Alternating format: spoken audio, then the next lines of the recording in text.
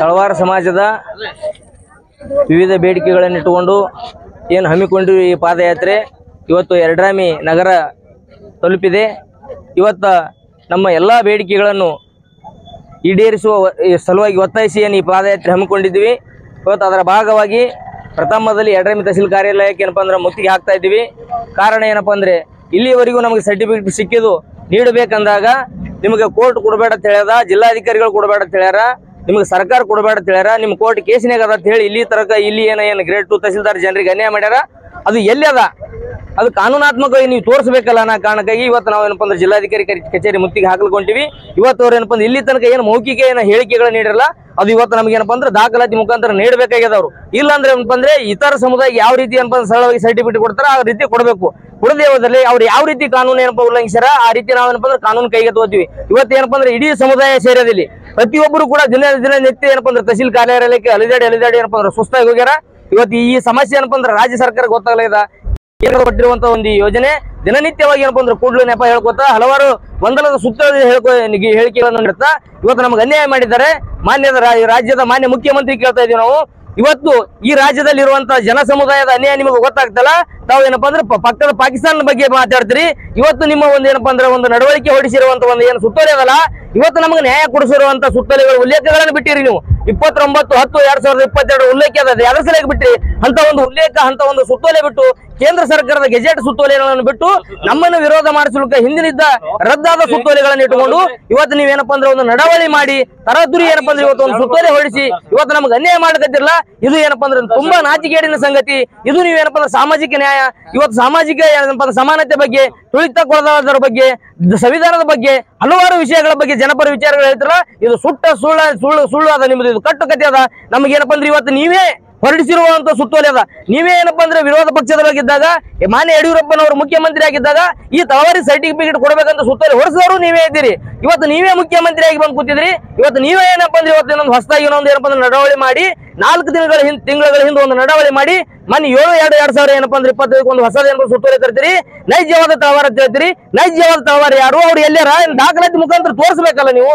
ಬರೀ ನೈಜವಾದ ತಳವಾರು ನಾವು ಇವತ್ತು ಹೇಳಿದ್ರು ಕೂಡ ನೀವು ವಿನಾಕಾರಣ ಸುಳ್ಳುಗಳು ಹೇಳಿ ಅನ್ಯಾಯ ಮಾಡ್ತೀರಿ. ನೀವು ಮಾಡಿರುವಂತ ಅನ್ಯಾಯ ಇವತ್ತು ನಮ್ಮ ಈ ಸಮುದಾಯಕ್ಕೆ ಎಲ್ಲರಿಗೂ ಏನಪ್ಪಾ ಅಂದ್ರೆ ಗೊತ್ತಲ್ಲದಂಗ ಕದ್ದಲೆ ಏನಪ್ಪಾ ಮಾಡ್ತಾ ಇದ್ರಿ. ನೀವು ಒಂದ್ ವೇಳೆ ಎಲ್ಲಾ ದಾಖಲಾತಿ ಇಟ್ಕೊಂಡು ಏನಪ್ಪಾ ಅಂದ್ರೆ ನಡವಳಿ ಮಾಡ್ಬೇಕಾಯ್ತು. ಹಂಗಾದ್ರ ನೀವು ಭಾರತದ ಏನಪ್ಪಾ ಅಂದ್ರೆ ಗೆಜೆಟ್, ಭಾರತ ಸರ್ಕಾರ ಗೆಜೆಟ್ ಯಾಕೆ ಬಿಟ್ರಿ? 29/11/2022 ಗೆಜೆಟ್ ಇಲ್ಲಿ ಕರ್ನಾಟಕದಾಗ ಹಿಂದುಳಿದ ವರ್ಗದಾಗಿದ್ದಂತ ತಳವಾರ ಸಮುದಾಯವನ್ನು ಕೈ ಬಿಟ್ಟು ಪರಿಶಿಷ್ಟ ಪಂಗಡಕ್ಕೆ ಸೇರಿಸಬೇಕನ್ನುವ ಒಂದು ಏನು ಸುತ್ತೋಲೆ ಅದ, ಅದು ನೀವು ಯಾಕೆ ಬಿಟ್ರಿ? ಬೇಕಲ್ಲ, ಇದು ಸಂವಿಧಾನ ನೇರ ಉಲ್ಲಂಘನೆ ಅದ. ಇಂಥ ನೀವೇ ಕೂತು ಏನಪ್ಪಾ ಅಂದ್ರೆ ಇಲ್ಲಿ ಇಡೀ ಸಮುದಾಯಕ್ಕೆ ಕಗ್ಗೊಲೆ ಮಾಡ್ತೀರಿ.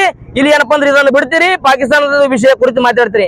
ಮೊದಲು ನಿನ್ನ ರಾಜ್ಯದಲ್ಲಿ ನಿನ್ನ ಏನಪ್ಪಾ ಅಂದ್ರೆ ಜನರಿಗೆ, ನಿನ್ನ ಆಡಳಿತದಲ್ಲಿರುವ ಜನರಿಗೆ ಮೊದಲು ನ್ಯಾಯ ಕೊಡಿಸ್ರಿ. ಇಲ್ಲಿ ಹಲವಾರು ಜನರು ಏನಪ್ಪಾ ಭವಿಷ್ಯ ಹಾಳಾಗತ್ತ ಕೊಲೆನೇ ನೇರವಾಗಿ ರಾಜ್ಯ ಸರ್ಕಾರ ಕೊಲೆ ಮಾಡ್ದಂಗದ. ಇಲ್ಲಿ ನಿಮ್ಮ ಭಯೋತ್ಪಾದನೆ ತಡೀರಿ, ಇದನ್ನು ತಡೀರಿ, ಮೊದಲು ಇಲ್ಲಿಂದ ತಡೀರಿ. ಇಲ್ಲಿಂದ ಜನರ ಬಗ್ಗೆ ಮಾತಾಡ್ರಿ ನೀವು, ಆಮೇಲೆ ಪಾಕಿಸ್ತಾನ ಬಗ್ಗೆ ನಿಮ್ಮ ಉದಾರತೆ ಬಗ್ಗೆ ಮತ್ತೆ ಜಗತ್ತಿಗೆ ಹೇಳಕತ್ರಿ. ಮೊದಲ ನಿಮ್ಮ ಏನಪ್ಪಾ ಅಂದ್ರ ದೀಪದ ತೆಳಗ್ ಕತ್ತಲದ ಅದನ್ನ ಹೋಗಲಾಡಿಸಿ ಅದನ್ನೇ ತೆಗೆದು ನಮಗೆ ನ್ಯಾಯ ಕೊಡಿಸಂತ ಕೆಲಸ ಮಾಡ್ರಿ. ಇವತ್ತು ಅದನ್ನ ಬಿಟ್ಟು ವಿನಾಕಾರಣ ಏನಪ್ಪಾ ಅಂದ್ರ ಗೊಂದಲಗಳ ಸೃಷ್ಟಿ ಮಾಡಿ ವಿಷಯಾಂತರ ಮಾಡಿ ಜನರ ಗಮನ ಕಡೆ ಬೇರೆ ಕರೆದು ಈ ರೀತಿ ನೀವು ನಿರಂತರವಾಗಿ ಮಾಡ್ತಾ ಇದ್ದು ಬಂದಿರಿ. ನೀವು ಮನೆಗೆ ಏನಪ್ಪಾ ಅಂದ್ರೆ 7/2 ಸುತ್ತೋಲೆ ಮಾಡಿಸಿದ ಅದೇನೋ ಅದು ನಮಗೇನು ಯಾವ್ದು ರೀತಿ ಎಫೆಕ್ಟ್ ಇಲ್ಲ. ಏನಪ್ಪಾ ಅಧಿಕಾರಿಗಳು ತಿಳ್ಕೊರಿ ನೀವು. ಅದು ಎಲ್ಲಿ ಯಾವ್ದೋ ತಳವಾರಿ ಕೊಡಬೇಡ ಅಂತ ಎಲ್ಲಿ ಹೇಳಿಲ್ಲ. ನೈಜವಾದ ತಳವಾರಿ ಕೊಡ್ರಿ ಅಂತ ಹೇಳಿ ನಾವು ನೈಜವಾದ ತಳವಾರಿ ಕೊಡ್ರಿ ಅಂತ ಹೇಳ್ತೀವಿ. ನಾವು ಇರೋದು ನೈಜವಾದ ತಳವಾರಿ. ನೈಜವಾದ ತಳವಾರ ಅಲ್ಲದವರು ಅವ್ರು ಎಲ್ಲಾರ ಅದು ನಮಗೆ ಮೊದಲು ತೋರಿಸ್ರಿ. ಒಂದೇದು ನೀವು ಆ ನಡವಳಿ ಮಾಡ್ಬೇಕಾದ್ರೆ 29/10/2022 ಬಿಜೆಪಿ ಸರ್ಕಾರ ನಮಗೆ ಪರಿಶಿಷ್ಟ ಪಂಗಡದಿಂದ ಕೈ ಬಿಡುವಂತೆ ಹೊರಡಿಸಿರುವ ಸುತ್ತೋಲೆದ ಉಲ್ಲೇಖ ನೀವ್ ಯಾಕೆ ಹಾಕಿಲ್ಲ? ನೀವೇನು ಕೂಡ್ರ ಹೆಂಗ್ ಇಷ್ಟೊಂದು ಏನಪ್ಪಾ ಅಂದ್ರೆ ಏನು ನೇರವಾಗಿ ನಮಗೆ ಅನ್ಯಾಯ ಮಾಡ್ತಿದ್ರಿ, ಸಂವಿಧಾನ ಉಲ್ಲಂಘನೆ ಮಾಡ್ತಿದ್ರಿ, ಕಾನೂನು ಉಲ್ಲಂಘನೆ ಮಾಡ್ತಿದ್ರಿ. ಇದು ಯಾರಿಗೆ ಗೊತ್ತಿಲ್ಲ ಅಂತ ತಿಳ್ಕೊಂಡ್ರಿ.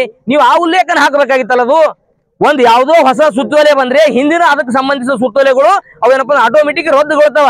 ತಾವು ಗೊತ್ತದ ತಮಗ, ತಾವು ಒಬ್ರು ಸರ್ಕಾರ ನಡೆಸವ್ರಿ.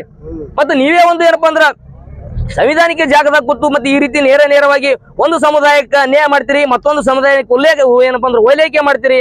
ಅದರ ಜೊತೆಗೆ ನಮಗೆ ಅನ್ಯಾಯ ಮಾಡೋದ್ರ ಜೊತೆಗೆ ಸಾಮಾಜಿಕ ನ್ಯಾಯದ ಬಗ್ಗೆ ಮಾತಾಡ್ತೀರಿ. ಬುದ್ಧ ಬಸವ ಅಂಬೇಡ್ಕರ್ ತತ್ವ ಧಾರೆಗಳನ್ನು ಹೇಳ್ತಿದ್ರಿ. ಇದು ಏನಪ್ಪಾ ಅಂದ್ರೆ ನೀವೇನಪ್ಪಾ ಅಂದ್ರೆ ಇವರೆಲ್ಲರ ವಿಷಯಗಳಿಗೆ, ಇವರೆಲ್ಲರ ತತ್ವ ಸಿದ್ಧಾಂತಗಳಿಗೆ ಅಣುಕಿಸುವಂತ ಕೆಲಸ, ಅವರೆಲ್ಲರಿಗೆ ಅಪಮಾನಿಸುವಂತ ಕೆಲಸ. ಅದರ ಜೊತೆಗೆ ಒಂದು ಸಮುದಾಯಕ್ಕೆ ನೇರವಾಗಿ ನೀವು ಕಗ್ಗೊಲೆ ಮಾಡಿದಿರಿ. ಕೂಡಲೇ ಏನಪ್ಪಾ ಅಂದ್ರೆ 100 ಸುತ್ತೋಲೆ ತೊಂಬರಿ. ಯಾವತ್ತು ಕೂಡ ಸುತ್ತೋಲೆ ಬೇಕಾಗ ಭಾರತ ಸರ್ಕಾರದ ಗೆಜೆಟ್ ಏನಪ್ಪಾ ಅಂದ್ರೆ ಒಂದು ಉಲ್ಲೇಖ ಹಾಕಬೇಕು. ಅದರ ಜೊತೆಗೆ 29/2020 ರಾಜ್ಯ ಸರ್ಕಾರ ಇಲ್ಲಪ್ಪ ಅವರಿಗೆ ಏನಪ್ಪಾ ಅಂದ್ರೆ ಪರಿಶಿಷ್ಟ ಪಂಗಡದ ಪಟ್ಟಿ ಸೇರಿಸುವ ಸಂದರ್ಭದಲ್ಲಿ ಹಿಂದುಳಿದ ವರ್ಗದಾಗಿರುವಂತಹ ತಳವರನ್ನ ಅಲ್ಲಿಂದ ಅವ್ರಿಗೆ ಏನಪ್ಪಾ ಅಂದ್ರೆ ಕೈ ಬಿಡಬೇಕಾದ್ರೆ ಏನ್ ಸುತ್ತೋಲೆ ಅದಲ್ಲ ಆ ಸುತ್ತೋಲೆ ಉಲ್ಲೇಖನ ಹಾಕ್ರಿ.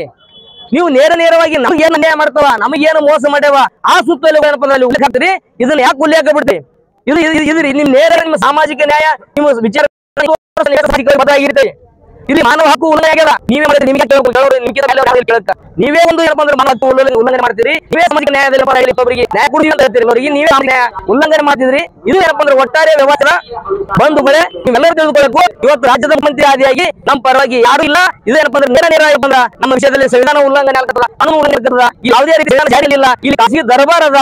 ವಿಶೇಷವಾಗಿ ಹೈದರಾಬಾದ್ ಕರ್ನಾಟಕ ಈ ಭಾಗದಾಗ ನಮ್ಮ ಜನರಿಗೆ ಯಾರು ಏನಪ್ಪಾ ಅಂದ್ರೆ ಹೇಳಿಲ್ಲ. ಎಷ್ಟೇ ಅನ್ಯಾಯ ಮಾಡೋದು ನಡೀತದ ಕಾರಣಕ್ಕಾಗಿ ಇಲ್ಲಿ ಜನಪ್ರತಿನಿಧಿಗಳು, ಉಸ್ತುವಾರಿ ಮಂತ್ರಿಗಳು, ಏನಪ್ಪಾ ಅಂದ್ರೆ ಸಂಸದರು, ಶಾಸಕರು, ಅಧಿಕಾರಿಗಳು ನಮ್ಮ ಸ್ವ ಇಚ್ಛೆ ನಮ್ಮ ಮನೆ ಖಾಸಗಿ ಏನಪ್ಪಾ ಇಲ್ಲಿ ಏನಪ್ಪಾ ಅಂದ್ರೆ ಸರ್ಕಾರ ಆಡಳಿತಗಳು ಈ ಕಾರಣ ನಾವು ನಮಗೆ ಏನಪ್ಪ ಅಂದ್ರೆ ಸಂವಿಧಾನಬದ್ಧ ಸಿಗಿರುವಂತಹ ಹಕ್ಕು ಏನದ ನಮ್ಮ ಏನಪ್ಪಾ ಅಂದ್ರೆ ನಮ್ಮ ಹಕ್ಕು ಸ್ವಾತಂತ್ರ್ಯ ನೀವು ಕುಳಿಗೂ ಕೂಡ ನಾವು ಕಿತ್ತುಕೊಳ್ತೀವಿ ಅಂತ ಹೇಳುವ ಕಾರಣಕ್ಕಾಗಿ ಇಂಥ 43-45 ಕೂಡ ಇಡೀ ಸಮುದಾಯ ಸಮಾಜದ ಗುರು ಹಿರಿಯರು ಯುವ ಮಿತ್ರರು ಎಲ್ಲರೂ ಸೇರಿ ಏನಪ್ಪಾ ಅಂದ್ರೆ ಲೆಕ್ಕ ನಡಿಲಿಕ್ಕತ್ತೀವಿ. ಈ ನಮ್ಮ ನಡಿಗೆ ನಿಮ್ಮ ಸರ್ಕಾರ ಏನಪ್ಪಾ ಅಂದ್ರೆ ಮುಂದಿನ ದಿನಗಳಲ್ಲಿ ನೀವು ಅದನ್ನು ನಡ್ಕೊಂಡು ಸಾಮಾಜಿಕ ನ್ಯಾಯದಲ್ಲಿ ಯಾವುದೇ ಪಕ್ಷಪಾತ ಇಲ್ಲದೆ ಸಾಮಾಜಿಕ ಆಧಾರದ ಮೇಲೆ ಸಾಂವಿಧಾನಿಕ ಆಧಾರದ ಮೇಲೆ ಕಾನೂನಾತ್ಮಕವಾಗಿ ನಮಗೆ ಸಿಗಬೇಕಾದ ಹಕ್ಕನ್ನು ನೇರವಾಗಿ ಕೊಡಬೇಕು.